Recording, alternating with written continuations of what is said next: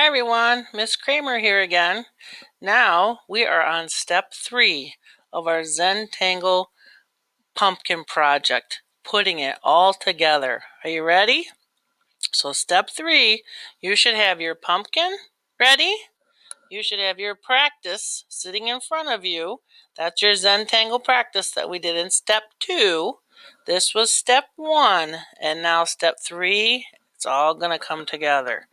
So what you're going to do is choose which Zentangle designs you like the best, and you can use them over again. The only trick is you can't have the same one touching the same design. So you can move them around to different pumpkins in different spots.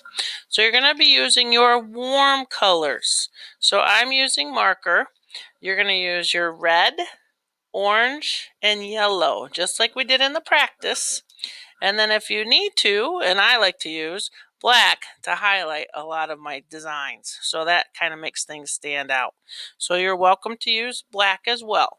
So what you're going to do is pick your design, and we're going to put it where you would like to have it. So if you're going to have your Zentangle design and you're going to do your zigzag, then you can create your zigzag design in here.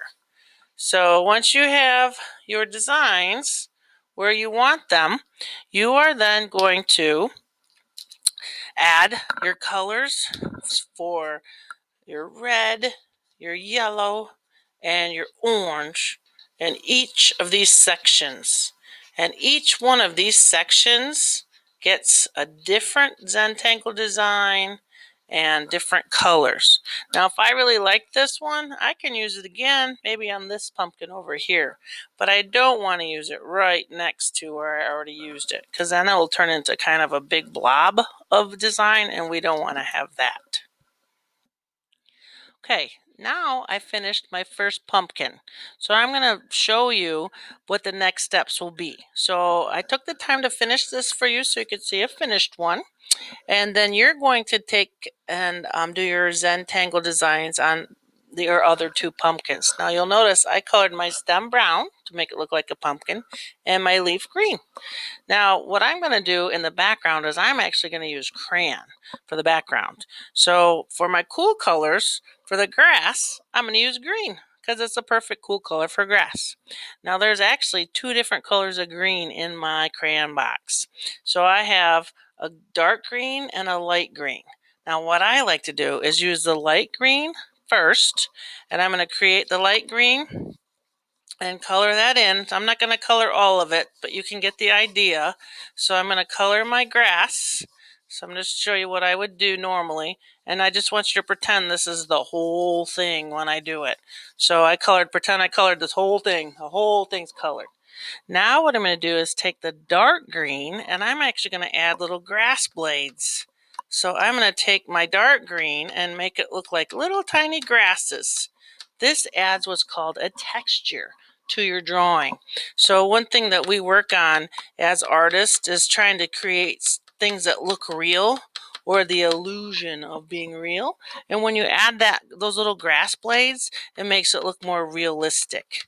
So that is one trick that artists use all the time to help create what we call realism.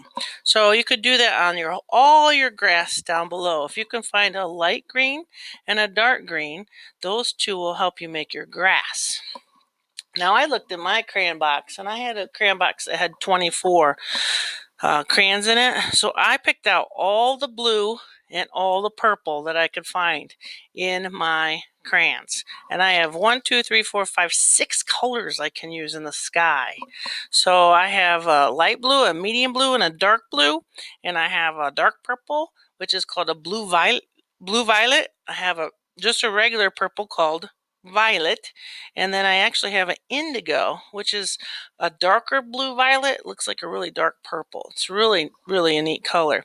So what we're going to do in the background for the sky is we're actually going to create horizontal lines in different colors across the sky.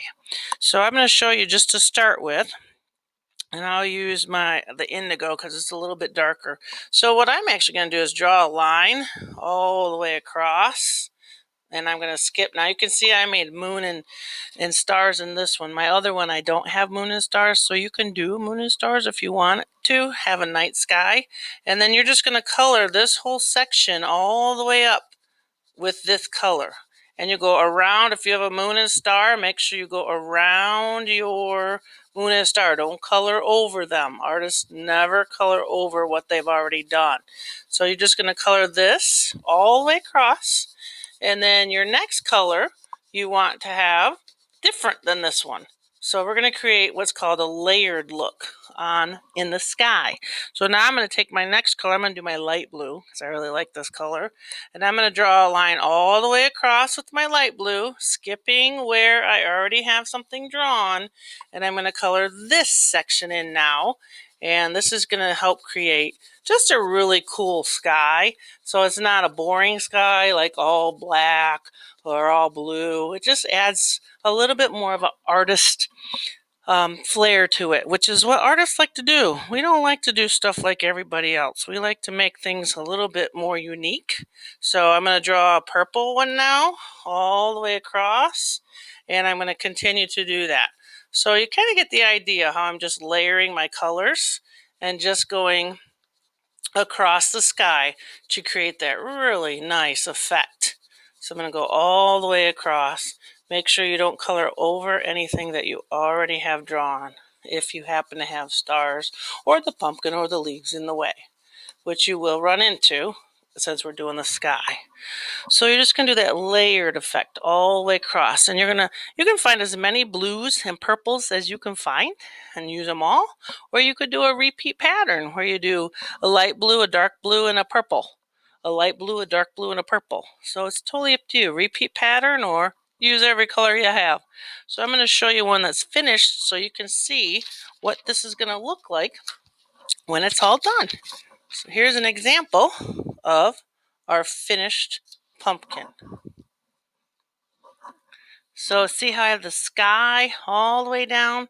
All three pumpkins are done, and then I have my grass with my texture in it. So I want to see how amazing you guys do with your Zentangle pumpkins using warm and cool colors. And when you're all done, take a picture of it and send it to your teacher. If that happens to be me, cool. All right, can't wait to see your work. Bye.